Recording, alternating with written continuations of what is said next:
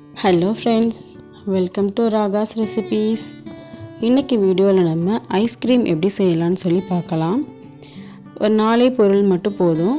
4 பொருளை வச்சு நம்ம ஈஸியாக வீட்டிலையே ஐஸ்கிரீம் செய்யலாம். ஸோ எப்படி செய்யலாம் இந்த வீடியோவில் நம்ம பார்க்கலாம்.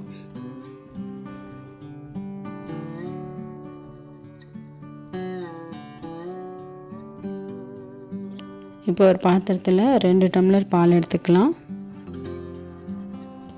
பால் வந்து நல்லா கெட்டியான பாலை எடுத்துக்கோங்க. தண்ணி சேர்க்காமல் நம்ம அதை காய்ச்சி எடுத்துக்க போகிறோம். இப்போ பார்த்தீங்க அப்படின்னா நான் டம்ளரில் 2 டம்ளர் பால் எடுத்திருக்கேன். ஸோ அந்த பால் அடுப்பில் ஒரு பாத்திரத்தில் சேர்த்துட்டு நம்ம அதை கொதிக்க வச்சுக்கலாம். பால் நல்லா காயட்டும்.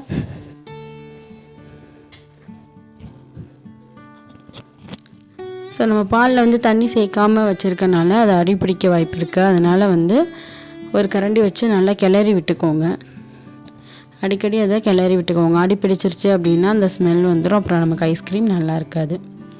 ஸோ பால் நல்லா கொதித்ததும் இதில் நம்ம இப்போ எந்த டம்ளரில் நம்ம பால் எடுத்தோமோ அந்த டம்ளரில் 1/2 டம்ளர் அளவு ஜீனி சேர்க்க போகிறோம்.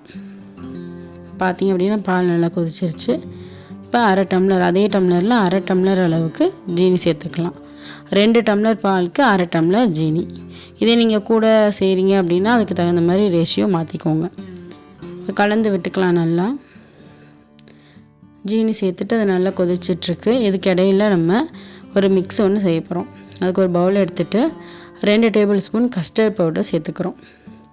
இந்த கஸ்டர்ட் பவுடர் கூட இப்போ பால் கொதிச்சிட்ருக்கு இல்லையா, அதில் ஒரு கரண்டி பால் எடுத்து இதில் சேர்த்து நல்லா மிக்ஸ் பண்ணிக்கலாம். நல்லா மிக்ஸ் பண்ணும் பொழுது இதில் லம்ஸ் இல்லாமல் நல்லா மிக்ஸ் பண்ணிக்கோங்க.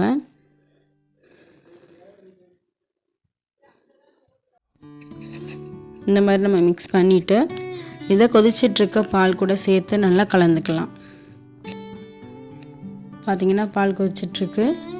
ஸோ இதில் நம்ம கலந்து வச்சுருக்கக்கூடிய அந்த கஸ்டர்ட் பவுடர் மிக்ஸை வந்து இதில் சேர்த்துப்போம். இது சேர்த்ததும் நமக்கு வந்து பால் வந்து திக்காக ஆரம்பிக்கும். ஸோ கைவிடாமல் நல்லா கிண்டிக்கோங்க. கிளறி விட்டுட்டே இருங்க. அடிப்பிடிக்க விட்டீங்க அப்படின்னாக்கா வந்து டேஸ்ட் நல்லா இருக்காது. இப்போ பார்த்தோம் அப்படின்னா நமக்கு ஒரு நிமிஷத்துலேயே வந்து நல்லாவே கெட்டி ஆகிடுச்சு. உங்களுக்கு பார்த்தாலே தெரியும்.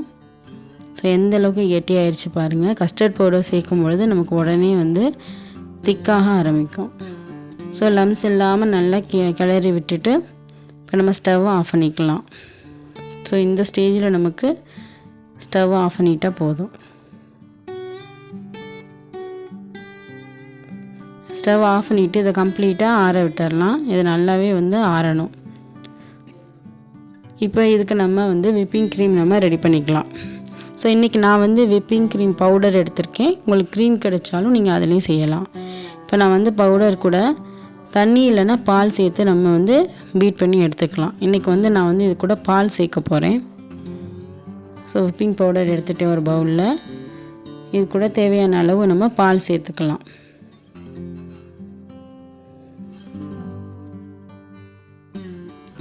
பால் சேர்த்துட்டு எலக்ட்ரிக் பீட்டர் வச்சு நல்லா பீட் பண்ணி எடுத்துக்கலாம். ஸோ நம்ம கையால் பீட் பண்ணும்பொழுது அந்தளவுக்கு நமக்கு வந்து ஒரு க்ரீமியாக கிடைக்காது. ஸோ பீட்டர் வச்சு பீட் பண்ணி எடுத்துக்கோங்க. பீட்டர் வச்சு நல்லா பீட் பண்ணி எடுத்துக்கலாம்.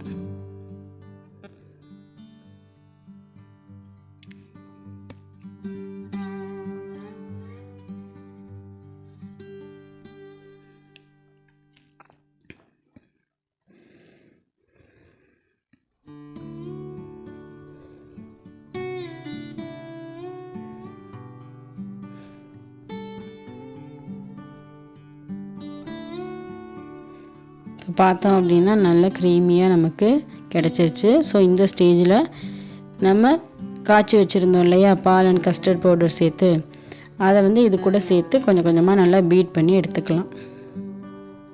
ஸோ அந்த பால் வந்து நல்லா கம்ப்ளீட்டாக ஆறி இருக்கணும். ஆறினதுக்கு பிறகு சேர்த்துக்குங்க. அதில் சேர்த்துட்டு பீட் பண்ணி எடுத்துக்கலுங்க.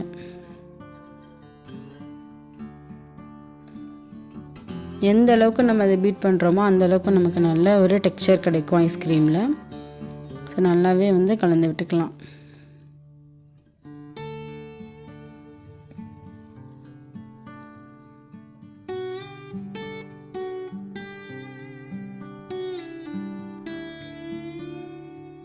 ஓரங்களில் இருக்கக்கூடியது எல்லாமே நல்லா சேர்த்து நல்லா கலந்து விட்டுக்கோங்க.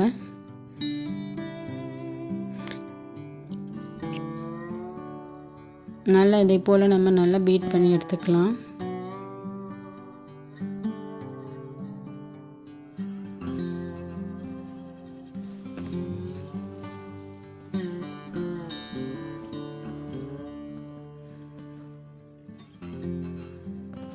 ஓகே, இப்போ வந்து இதை வந்து ஒரு பாத்திரத்துக்கு நம்ம மாற்றிக்கலாம். ஒரு பாக்ஸில் நல்லா மாற்றிட்டு இதை வந்து ஃப்ரிட்ஜில் வந்து அதாவது ஃப்ரீசரில் வந்து ஒரு 2 மணி நேரம் நம்ம வந்து வைக்க போகிறோம். 2 மணி நேரம் கழித்து எடுத்து நம்ம மறுபடியும் ஒரு டைம் பீட் பண்ணிவிட்டு எடுத்து வைக்கணும். இப்போ 2 மணி நேரம் ஆயிடுச்சு. ஸோ இப்போ இதை எடுத்து ஒரு பாத்திரத்துக்கு மாற்றிக்கலாம்.